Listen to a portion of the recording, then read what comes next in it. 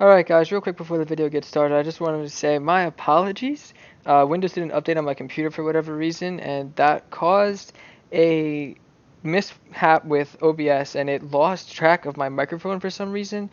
So if at any point during this video you hear Matt talking, and then there's kind of a break, and then he starts talking again, it sounds like he's responding to something, that's actually my mic not picking up on the recording, but it's working perfectly fine for him, so that's why he keeps going as if nothing's wrong, because for him, nothing is wrong. So, yeah, he's not going crazy. I mean, he is going crazy, but he's not going crazy where he's hearing voices. It's just the recording kind of failed. So, um, yeah, my apologies. I'll make sure I have it fixed for the next video.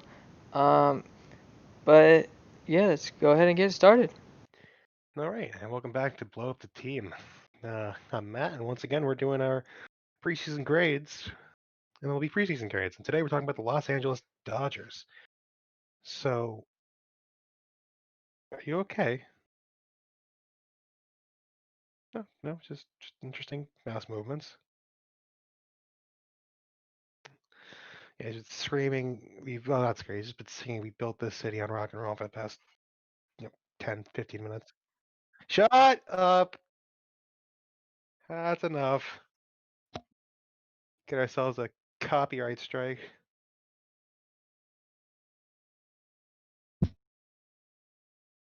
Great.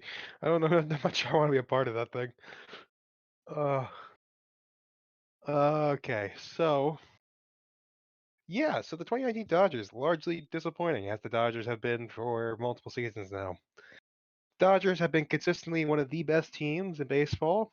They've been going a postseason after postseason and just cannot, for the life of them, close out the deal. The Dodgers have won back to back to back to back NL West titles and just haven't been able to, turn it into a World Series. And they haven't won a World Series since 1988. It's been a long time coming for them to to be able to do it. And they've been so good, which is for so many years. They've won 7 straight NL West titles, and they've had one of the best. They already have a future Hall of Famer on their team in Clayton Kershaw, and they got ridiculous farm system, really good bullpen. Like they got everything, and they just can't. They haven't been able to put it together. 2017, they got robbed, literally cheated out of the World Series. 2018, they just got completely outplayed by the Red Sox. The Red Sox just had everyone on their team just had career years at the exact same time. But the difference is the Red Sox now are looking to rebuild a bit, and the Dodgers are still projected to easily win the NL West, which is a horrible division. And so let's go into I wonder if the reason why they can't perform is that they don't face consistent enough competition, because the Padres, Diamondbacks, Rockies, Giants aren't teams that really can stand up to the weight of the Dodgers, and they're playing them, you know, for half their games. So you see this every once in a while in teams like the Indians, consistently winning 100 games this season or close to it for multiple years, and then never being able to do anything in the postseason. This thing is a different case. I think it's a combination of people underperforming the postseason and Dave Roberts being a terrible postseason manager, and just things not working at the right times. It's a lot to process. So let's get right. However, once again for 2020, the Dodgers are stacked to compete and be a serious World Series threat. So let's get right into it. Got Mookie Betts leading off. Big trade for you guys. This could actually end up biting you in the ass if 2020 doesn't happen, because you traded away Alex Verdugo and one of the best prospects in baseball, Jeter Downs, another prospect whose name I just looked at and I can't think of right now. His name is Connor Wong, but he's another pretty decent prospect for him and for and taking on David Price's contract. And if you don't end up getting Mookie Betts, you basically just traded for that much for David Price. Not to say David Price is bad, but it's not a good look. It was a pretty blockbuster deal. Obviously, the Dodgers have deep, deep, deep pockets. The question is, what do they even need to win the division? The answer is no. So they could potentially re-sign him in free agency if they don't get him to play. But the fact is, they're not going to be able to get an extension from him. The Red Sox tried for multiple years to get an extension. Actually, that was one of the things that I was looking at, this really delusional uh, article from Red Sox fan sites. Like, well, the Red Sox, didn't want to extend him because of money reasons. No, they tried to extend him in 2017 and 2018, and especially after 2018 when he was MVP and he won the World Series. Like after they won the World Series, like it would be the perfect time to extend a guy like that. And he said, "No, I want to go to free agency." He did it multiple times. And so this guy is going to free agency. He's not going to get the massive contract you would expect from him after 2018 and 20, and even though 2019 was not as good, but still really good season, you would expect out of Mookie Betts, but he will still get a fairly large contract, regardless of how many games get played. Um, the overall, everyone knows Mookie Betts. He's a five-tool player. He has speed, power, contact skills, fielding, arm. He's got it all. He's one of the best players in the league for a reason. And he does have peaks and valleys. He really struggled in the first half. And that I actually talked about it in our one of our earlier podcasts from the last year. He didn't deserve the All Star spot. He got his All Star spot because Alex Cora was able to pick him to put him on the All Star squad because he won the World Series. And he was hitting well below. He was hitting like the 250s, 260s. But he ended up turning it up really big the second half of the season. But he's another five-tool player on this team with a team which has no shortage of talent. This lineup, I cannot tell you just how ridiculously stacked it is. You got Gavin Lux at second base. He's been one of your biggest prospects for a while. He came up at the end of last season. He was pretty good. So this is gonna be first full year of action, and definitely expected a lot out of him because he showed a lot in the short time he was up. He's got okay power, especially for a second baseman, and he's got decent contact skills. Overall good skill set for a guy at second, and he's also can play shortstop if Corey Seager can't play. So there's they have options for him. Definitely expecting to see a mainstay in the lineup and good guy to have on your team. You got Max Muncy at first base. Max Muncy has been a very good hitter the past couple of years. Doesn't hit for average, but he has lots of power. He hit a fair number of home runs. Sorry, my computer is being extremely slow, so it doesn't want to load stats for me, which is kind of a pain in the ass. Come on. Yeah, just click Max Muncy. Okay, never mind. It's just the website. It's not my computer. It's literally just the website is being slow. All right, it's fine. We don't need to talk about it. But he's been a very good power hitter. He's got decent defensive chops at first base. Just and overall solid first baseman. One of the better ones in the league because he's young and he's got lots of talent. And first base in the league has gone from consistently one of the better. Yeah, okay, here we go. Back to back 2018, 2019, 35 home run seasons. Probably expect the same. But yeah, in the league over the past few years, the quality of first baseman has gone down. So he's one of the better ones in the league, and not because the quality has gone down, because he's just a good first baseman. But so, it's an important thing when your guy at first base isn't just the guy at first base because he's got a kind of whatever everything. So you got Justin Turner at third base. He's you know consistently I always knew he was a very good player, but just looking at his stats, he's got a very good career for himself. He's got he consistently can hit around 300. He's got decent power, good fielding, doesn't strike out a whole bunch more than he walks. Good OP, good power. Like he's got a very solid skill set, and at third base, one of the more demanding positions. He's a pretty solid rock to have there. Expect him to be. I mean, this lineup is bullshit how they're projecting it because they have the really big name on this lineup hitting fifth, which is I'm sorry, horseshit. But definitely expect him to be moved around the lineup a bit. But he's a veteran at this level. Expect him to be pretty influential on this team, not just on the playing field because he obviously will be, but also influential to Gavin Lux and uh, the young guys on this team who are not who don't have as much experience as he does. Going up next to Cody Bellinger at only 24 years old, he's already been Rookie of the Year, multiple-time All-Star, and won NL MVP handily. And this is a Cody Bellinger that won the MVP when Christian Yelich really put up the exact same numbers he put up last season when he won MVP. So that that just tells you how insane his season was. Like this guy is one of the most talented players in the league at only 24. Now, obviously, you can't expect him to hit exactly the same way as he hit last season. However, I think the fact that they actually are projecting him at fifth in the lineup, hitting 285 is just a sin. And like a guy who absolutely raked. Like there is nothing that the guy couldn't do.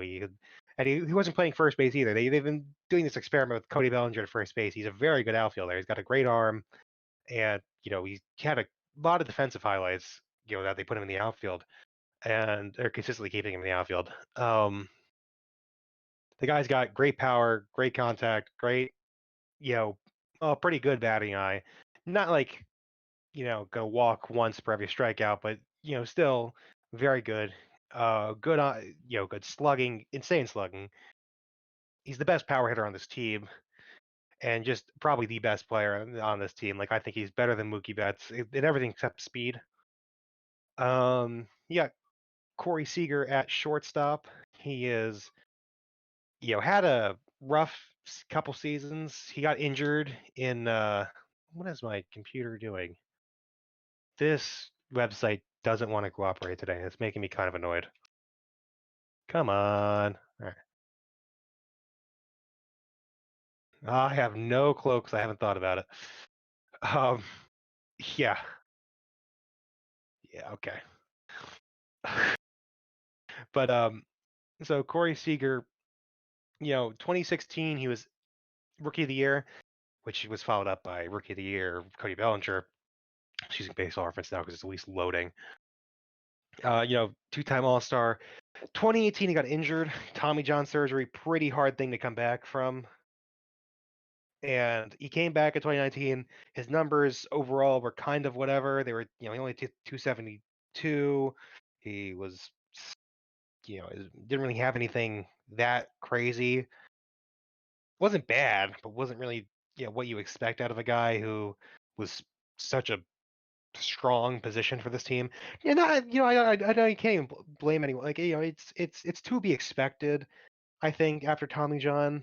And I expect to see an overall improvement. I think it wouldn't be crazy to expect an improvement out of him. And even if he hits, even if he projects to hit similarly as he did last season, it's still a good short. He's still a good shortstop, and I think he could definitely outperform these projections. And because he is also very, very young, he's only 26 this season, and that's the other thing with this Dodgers team. A lot of them are really young.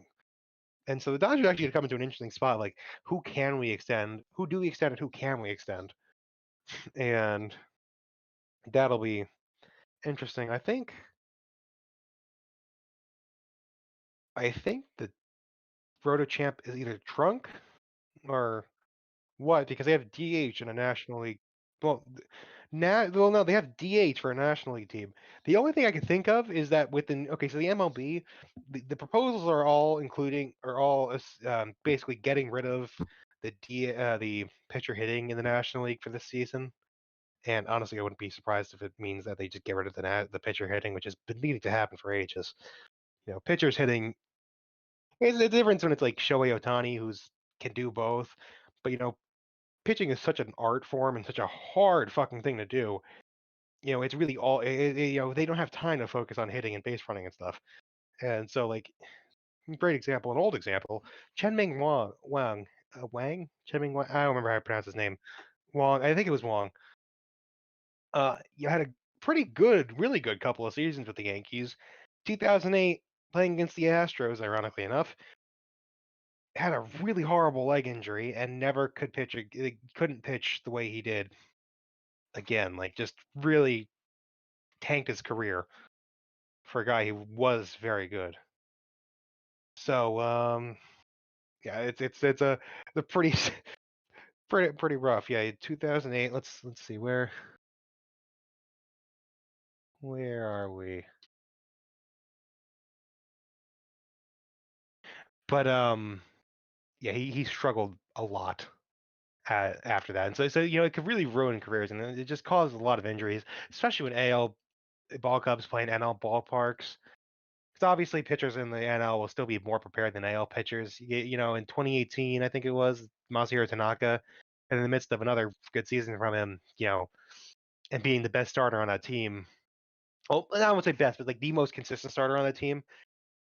Had running the bases against the Mets. Pulled a hamstring and didn't come back the same. So definitely, definitely like something I think needs to happen, and so I hope it sticks that way. Anyway, so I guess I'll talk about it. You got AJ Pollock projected to be your DH.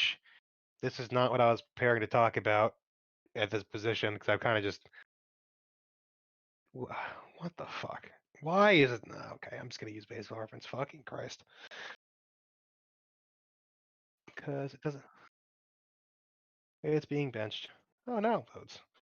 Okay, AJ Pollock is pretty decent hitter. He's overall a very good. He's a good player. Definitely not, since it would have mattered. His career goes on, will be a good replacement outfielder, bench outfielder, fourth outfielder basically. He can play defensively well, and he can hit pretty decently. He has a pretty big at bats for the Dodgers actually during the regular season, and if he ends up being a DH, don't get me wrong, he'll be probably one of the weaker DHs because he's just his hitting is good, but not as good as. But that's because compared to the rest of the team, he doesn't hit as well, and that's very easy to do when it's a team with Max Muncy, Mookie Betts, Justin Turner, Cody Bellinger, Corey Seager. It's a lot to live up to. You got Jock Peterson, who is projected to be injured, but obviously it's been a long time. Catching for you guys, you have Will Smith. He was a rookie last year and actually had some you know pretty big performance for a guy who I at least personally I hadn't even heard of. And yeah, great joke, buddy.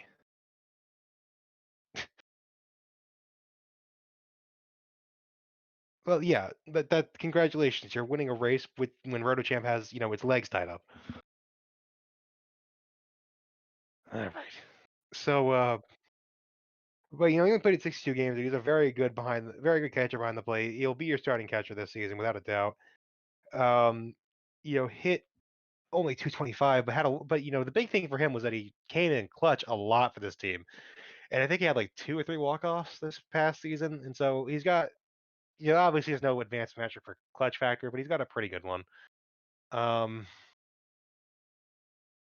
I'm sorry. He had 253. Jesus. See, now I'm confused by looking at baseball reference. I thought he hit better. Yeah.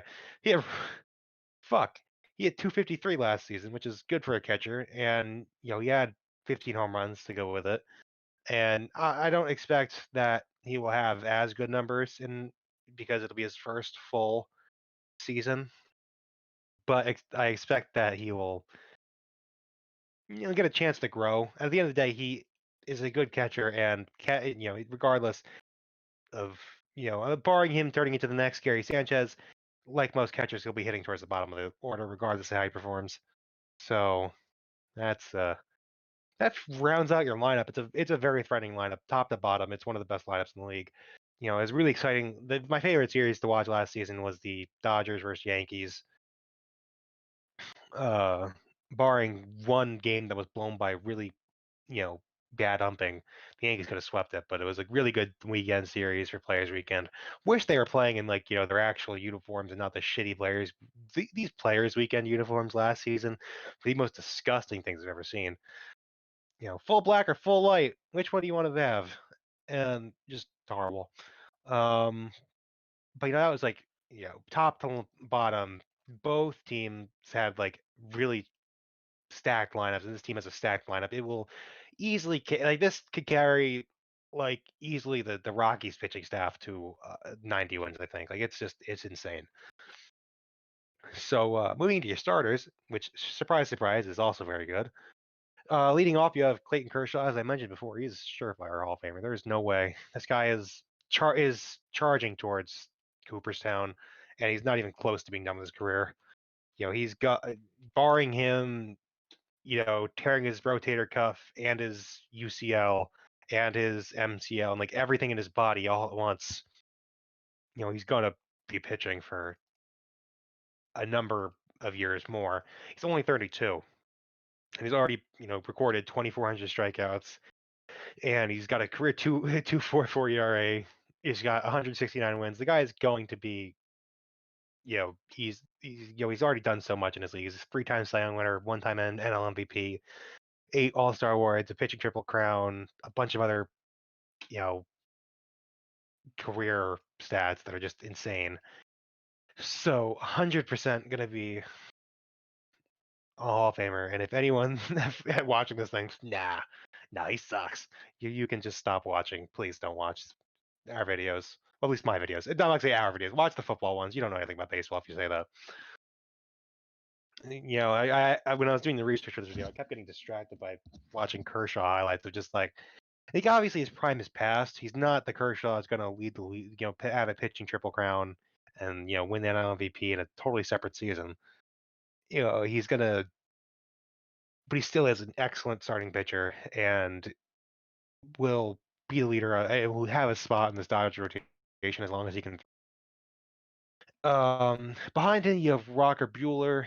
He had a breakout season in his rookie year in 2018.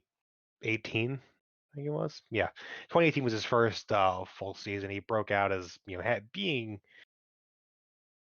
with an excellent 2.62 ERA and throwing hard, striking out a whole bunch of guys. 2019, he followed up with another excellent season. Uh, you saw an uptick in ERA, which can be expected from a guy who's only been in the league for 3 years. Another shocking statistics. Hey, he is 25 years old this year because this team has everything. Um, and so easily he could end up honestly putting up better stats than Clayton Kershaw. Clayton Kershaw is the ace of the staff because he's, excellent. He's been there. He's got the years. Walker Bueller easily starting. Yeah, honestly, potentially even this year or next year could easily be taking the ace role from Kershaw because he pitched just like one. And he's got the velocity. He's got ridiculous strikeout stuff. So definitely a fun one to watch. You got David Price in third, slotted in third for your rotation. Price gets a lot of hate for, he pitched for Boston, and he was the best player the Yankees had for a couple of seasons. He gave up the home run for Derek Jeter's 3,000th. He got. I went to a David Price start in 2018 where Aaron Hicks hit 3 home runs. Kyle Gashioka, who in his previous 21 at bats hadn't had a single hit in his career, and his first career as a home run off of David Price. And I try, and Gleyber Torres hit some. I think he hit a home run, and Didi Gregorius hit a double. Like the guy just gets blown up by Yankee pitching. So ideally, being out of the AL East and being on a team that in a fan group that hopefully doesn't despise him the way Boston fans treated him like absolute shit while he was there. And I like, don't get me wrong, he wasn't as insane as he was as he you expected when you got him, but he wasn't bad. He was a good pitcher. Don't get me wrong, his contract was bloated. Dombrowski gave him a ridiculous contract, but he still pitched like a good pitcher, and the fans just destroyed it every time he went out to pitch. And so hopefully with a new ballpark, new team, fans hopefully appreciate him. He can regain some of the form. He's a former Cy Young winner. He's been excellent. No, I like David Price. Yeah, yes, of course.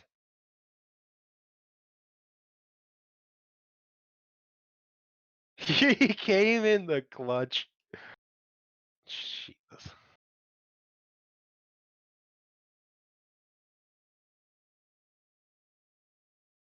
Okay. All right. That's rude. But don't get me wrong, the Red Sox like absolutely overpaid for Price. They gave him 7 years, 217 million for a guy who's was hitting his 30s. That was a ridiculous contract to give anyone. But overall, he's a good pitcher, and hopefully, new team, new location gets to get a chance to you know maybe you'll see an uptick from him. But overall, a solid third pitcher, and expect good things out of him. And then that's the thing is my the thing one thing I absolutely fucking despise in 2018 is when the Boston was cruising through the postseason. He had a I think he had a bad start somewhere, but he had like two really really excellent starts, or two or three excellent starts. Absolutely cutting apart the Dodgers and one time the Astros. Like, and my friends are all sitting there. I go to college in New Hampshire, and everyone who's there is basically from Massachusetts, and regardless, all New England's Red Sox fans. Sitting there like, yeah, that's our price. Like, bro, I can remember, double-digit times throughout the past couple months where you were just bitching about David Price. Like, zero fucking respect. Anyway, it's not like it's like Sonny Gray who's giving up, 6 runs an outing at home and can kind of pitch on the road. It's a guy who's consistently good. He just can't. He just can't pitch against the Yankees, which obviously sucks for a team that plays the Yankees, double-digit times a year. But still, get over it.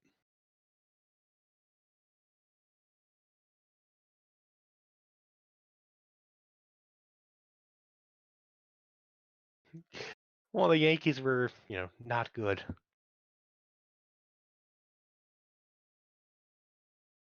Oh, that's fair. Anyway, you got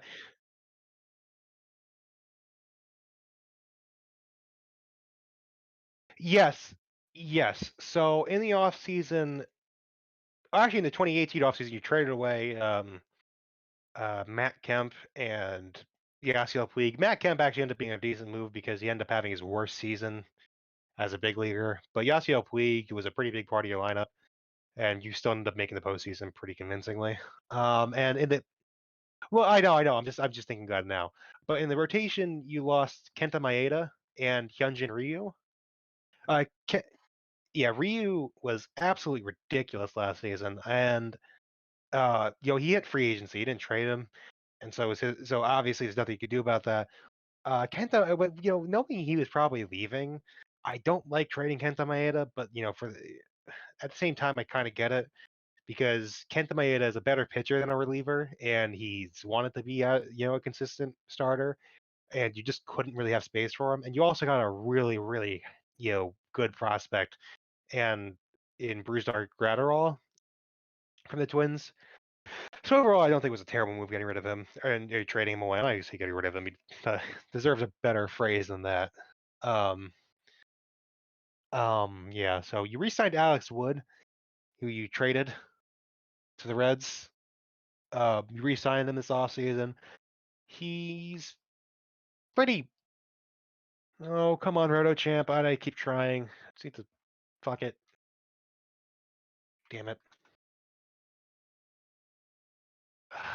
This thing hates me. This thing just really hates me. No, it's not. It's making this take way longer. Um, he struggled in Cincinnati, and after being a relatively consistent starting pitcher for the years he is with you, and so I don't expect him to pitch the way he did last season. I hopefully it turns out that last season was an outlier for him, which it very well could be. And so a pretty decent guy to have in your number 4 spot. Yeah, Julio Urias as your projected 5th starter. He has been consistently very good numbers wise um, since he's been up. He's also insanely young. He's only 23 and he's been pitching since he was 18 or 19. Sorry. He just never really had a full spot. 2019 was his first. 2016 he pitched, and then I guess from struggling and from injury in 2017 and 2018, he only pitched in a total of 8 games.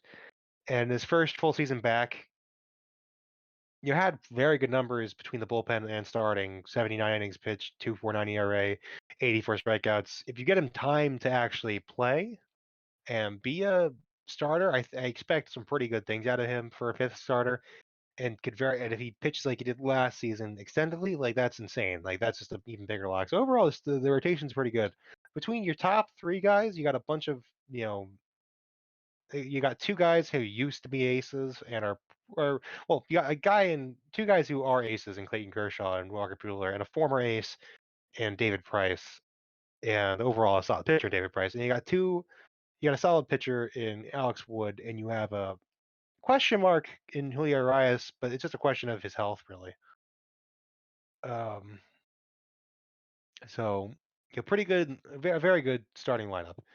Now we have to wait for a chance to load the bullpen because I really can't be asked to try and find a new site to do this right now.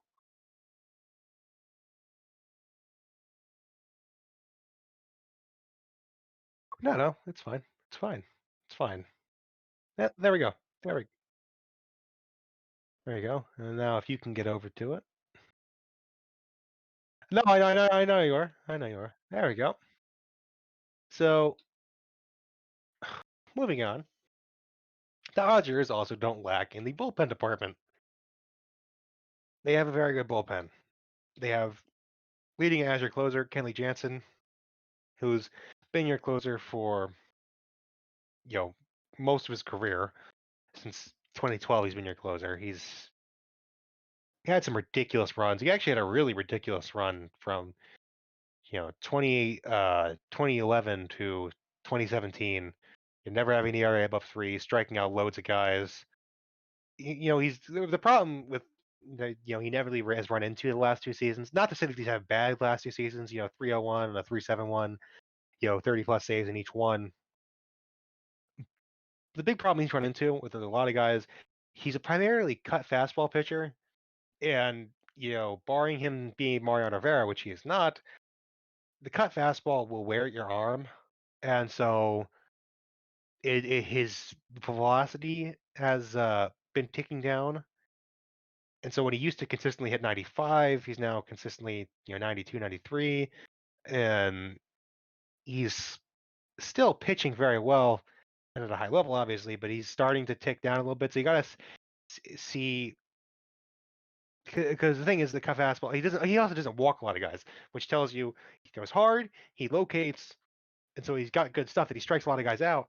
But now that his velocity has ticked down even a little bit, the strikeouts aren't as insane as they have been, and so when people make contact on it, it goes farther because it's got moves because of the way it's moving. So definitely a little not like a huge cause for concern. He also had heart problems in 2018 and 2019, and so he's also getting healthier, hopefully.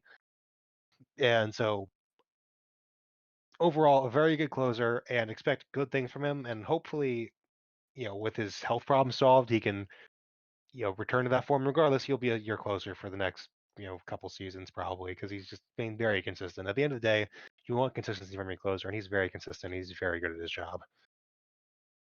Yeah, Pedro Baez and Joe Kelly is set of guys. Pedro Baez, he's got pretty decent stuff. He's got ridiculously hard throwing, you know, pitcher. I do hate watching him play, not because he's bad, but because he takes the longest in between pitches in the league with like over 30 seconds between pitches. And it's insane. There's one time it was in the postseason 2016. He's pitching to David Ross, and he like before he pitched to him one time, it took like a full minute because he kept going to second and like faking a throw to second, and also just taking forever because he takes forever. But overall, solid setup guy, pretty good numbers. If definitely can come in and save a few games for you guys if needed. If Kenley Jansen's pitched the last couple of days or something, very good reliever to have in your bullpen. Despite his velocity doesn't strike out an insane amount of guys, which is what you'd expect out of a guy who throws as hard as he does, but still solid player. You picked up Joe Kelly in 2018, and I guess you were hoping for the Joe Kelly magic that comes along with pick when your team signs Joe Kelly. He played for the Cardinals, and then for the Cardinals, lost the World Series against the Red Sox, and then won the World Series with the Red Sox. I guess you're hoping, hey, we got Joe Kelly. They got to just beat us in the World Series. Now we'll win a World Series. But all right, that was kind of a lame joke. Whatever. Uh, he struggled a lot, and that's the thing about Joe Kelly. He'll go through ridiculously dominant phases because he throws so hard, but he'll also go through ridiculously bad phases because he throws so hard. He can get a little wild, and he will give up long balls like crazy if he's not on.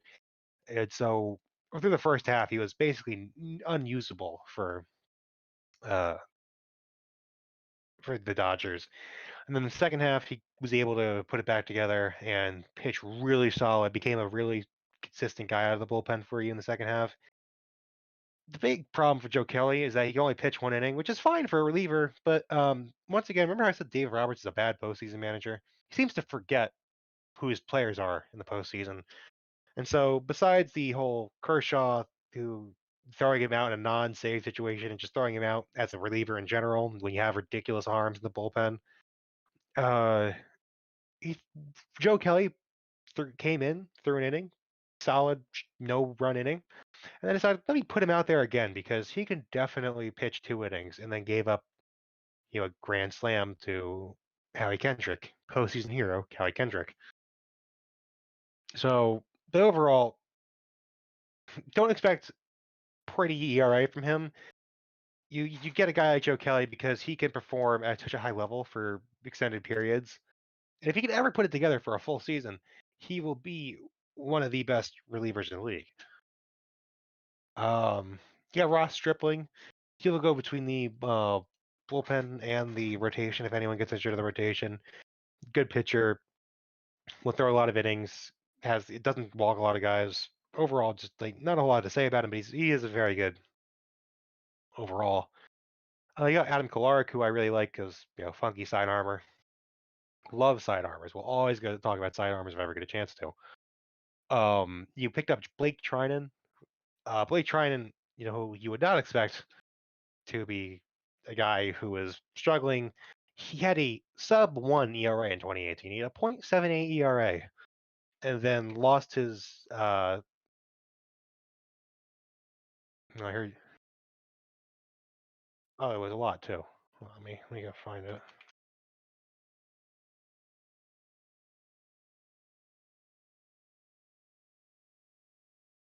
That is. Where is it? That is 80 innings. And you know what? He didn't even win reliever of the year. I don't even remember who won reliever of the year 2018. Let's see. Reliever.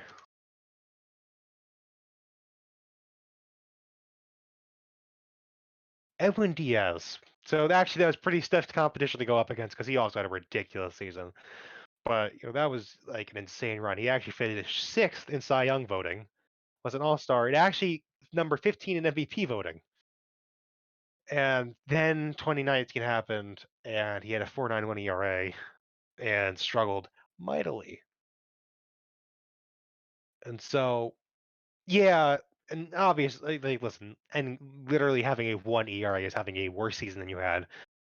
But yeah, that was a pretty rough go for a guy who relievers. Don't get me wrong; they don't get long contracts because it's such a volatile position. But a guy you could expect in a couple years, only getting a 1 year deal. He did get 10 million though for his 1 year for the Dodgers. So obviously expect a bounce back from him.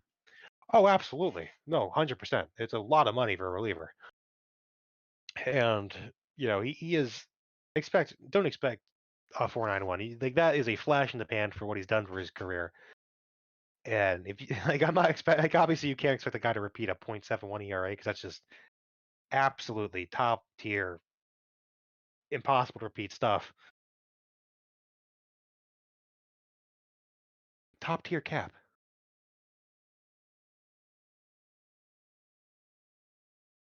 Oh, absolutely. No, yeah, exactly. It'd be unheard of.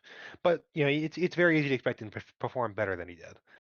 And Dylan Floro, Scott Alexander, solid pitchers, decent pitchers. Not much to talk about. They'll be your inning eaters when you're getting blown out, or when you need a guy to come in early. And then you got Brusdar Gratterall. You got him for Kenta Maeda. In his limited action, his ERA wasn't pretty, but he threw really hard, and he projects really well as a closer and as a reliever. He's got chops. He's got the stuff to be a reliever in the bigs. And will it ever load? 'Cause I need to check something. That's not gonna let me. All right, whatever. Oh, there we go. Yeah, 98-mile-an-hour average. Not well, basically 98.9. So a 99-mile-an-hour average fastball. Guy can really, really torch it, and he's only 21. Like he's going to be insane. Maybe not this season when he gets his first full taste of big league action, but this is a guy who the Dodgers can sit there and develop and potentially, into a guy who can be your next Kenley Jansen. So definitely an exciting time to be a Dodgers fan, as it has been. Hopefully he starts performing. Hopefully they can finally finish it out. That's the biggest question for the Dodgers team is can they put it all together for the postseason? And hopefully they can, because realistically these players that they have should put it together. Going on to that, yes. Mookie Betts. Will you get to see him play? If you do, can you have potentially two MVP caliber outfielders in your outfield? Him and Cody Bellinger, I can't imagine ever wanting to face that in the same lineup. It's an insane amount of offense you'll get from him, more than likely. And so definitely a big one to watch out for. And I'm not sure the Dodgers will go after him in free agency because of how much money he'll get. But overall, will be an exciting player for you to watch. Another 5-tool player on this team with no shortage of really awesome players. Going next, probably should have talked about him first. The most important player on your team. If there's a guy you're looking to extend, this has to be it. He is the complete package. He's young. He is ridiculously good at the game, and that's all. And then that's all you need for a guy who you want to extend. He is your franchise face. You should and he'll be the next full franchise face whenever Kershaw retires, and you want to extend it. This is the guy you want to extend. Highly expect him to get lots of money in the coming years. In his first year of arbitration, he got 11 million, which is a record. He's got 3 more years of arbitration. Highly expect the Dodgers to try and get him to extend. He is insane. Going next, Peyton Kershaw. Did I mention already that he's a 3-time Cy Young winner? Did I mention already he's a surefire Hall of Famer and the best pitcher of a generation, one of the best pitchers of a generation? Yeah, I think I did. So that's all I have to say about him. He's excellent. Watch every start you get from him because it's not often that you get to watch a guy who is going to Cooperstown. Next, Kenley Jansen. Obviously took a step back last season, but at the end of the day, he is the leader of this bullpen. And when he is on, he is one of the best relievers in the NL. And so you really want to see him perform at the level because even though Pedro Baez and Joe Kelly have really good stuff, you want the guy who is the tried and true closer, and he is the tried and true closer. Yeah, I'm kind of keeping this short because I've been going way too long. Anyway, ratings lineup. A plus. I think it's our first A plus. I think this lineup is the best in the National League, and I don't think I can think of other lineups that are good in the National League. I don't think there's one as good as the Dodgers. I think they have the best lineup in the National League, and I don't think it's a hard question. I don't think it's a hard thing to say. Uh, bullpen. Giving it A minus. It's a good bullpen. It's a very good bullpen. It has a huge weapon in Kelly Jansen and Pedro Baez, and you got guys out the wazoo who can pitch really well, like Ross Stripling and Blake Trinan, and Adam Kolarek, and you have young, unproven guys like Brusdar Gratterall, and you got the guy like Joe Kelly who can go on absolutely ridiculous tears when he's on. But that's the thing when he's on. And so you got some pretty. Brusdar Gratterall's only in his second season. You got guys who are unproven you guys like Joe Kelly, you don't who will go through phases of everything that he throws will get hit for a home run, and so that's the only thing that keeps him from being a full A. But overall, excellent bullpen. Rotation, another A minus. Actually, no, I'll give it an A. I'm giving it an A. I'm giving it a full A. You have two aces pitching back-to-back days. You got a solid veteran. You have pretty solid options for 4 and 5. It's a good rotation. And this team easily, I think 100 wins is obvious. Obviously, you're not going to get 180, 162 game season this season, but expect them to have probably the best record out of the NL. If they don't, it'll be shocking. Then so, and that's all I have to say. It's such a good team. It is such a good team. There is no excuse they haven't won a World Series yet. So yeah, that's what I got to say. Um, oh, easily, not even a question. And every season that they make it to the postseason, don't win it is a disappointment. The fact is, the Dodgers are at a point where it's not, it's not like it's not good enough anymore to win the NL West. It's not good enough to win it by 20 games. It's not. The fans for years have been consistently like, yeah, another title. Well, look at how good we are, and then they get entirely disappointed by the postseason. You gotta give the fans you gotta give your players that World Series. Clayton Kershaw cannot retire without a fucking World Series, man.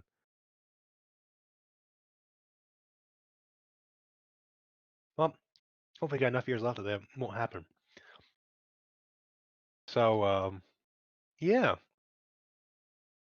Anyway, like, comment, subscribe. If you think I'm an idiot, you're a salty Giants fan that's sad your team sucks now. You want to rage at me in the comments? Go right ahead. If you liked it, let me know. If you disagree with what I said, let me know. Drop a like I said, comment, subscribe, hit that notification button. Go check out our social media and go check out our Discord. Yeah. So yeah, this has been Blow Up the Team, and next time we go to. Oh God.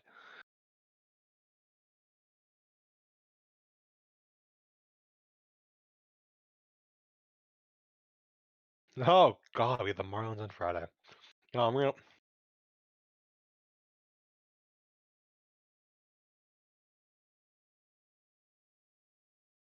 I mean, the Dolphins. I'm not gonna talk about the Dolphins.